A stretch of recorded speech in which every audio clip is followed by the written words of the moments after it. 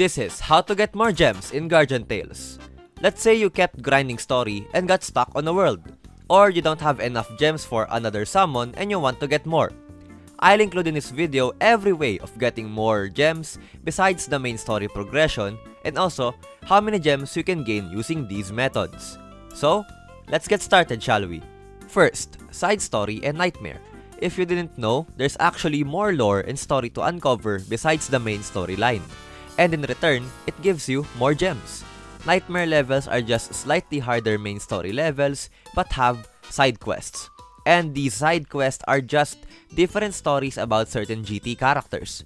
Just remember that each star gives about 50 gems. So getting a 3-star gives you 150 gems in total per level. Second, the dungeons and the tower. Gold, XP, equipment, evolution stones, mirror rift, tower, heavenhold tower, and tower of horizon, and a lot more give 50 gems per first clear of each level. This actually costs 10 stamina per level and also a lot of patience, especially for the towers. Third, multiplayer and Colosseum. Multiplayer such as Arena, Team Deathmatch, and Co-op, and added with Colosseum. These rewards are given to you per week if you play these game modes. The higher your rank is, the better the rewards you get per week. Rewards ranging from 500 gems if you're the lowest rank, and 3,500 gems if you get to the highest rank. And this is for Colosseum and Arena only. Co-op gem rewards depend on the ranking of the level you've completed and if you're active enough to clear levels every 2 days.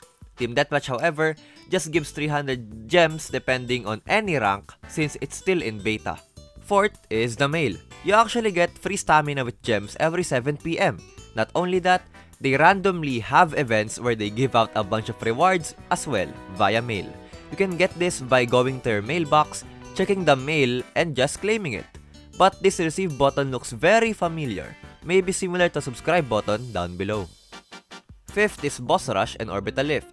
Boss Rush actually gives very little gems, but Orbital Lift gives a lot. Depending on how far you can get to, about every 10 levels, Orbital Lift has a level that gives 100 gems. For Boss Rush rather, it gives a little number of gems, but it is seasonal. So if you can max it out per season, you can get gems. I would only recommend Boss Rush for people who are actually grinding on raids though. Speaking of raids, the sixth way is via guild activities. Raid and Conquest are the main sources of gems in the guild besides attendance. This requires you to be in a cooperative guild with active teammates to get a bunch of rewards. The higher your rank in Raid and Conquest, the more rewards and gems you can get. This ranges from 700 gems to 3,100 gems depending on your guild raid progress. I don't know the specifics for Conquest though since I wasn't really that active last season. The seventh way, collection. Book, farm, and pet collection just does the same things. When you discover a new equipment, fish, or pet, you get gems. This is mostly often seen when you summon and you suddenly get a lot of gems from the book. The equipment collection is also the most accessible since it is immediately available for beginners, while fish and pet collection are for people who unlocked the farm and ranch. I forgot the reward ranges for gems, but I know it depends on the star level of the equipment, pet, or the fish. And then finally, hero growth.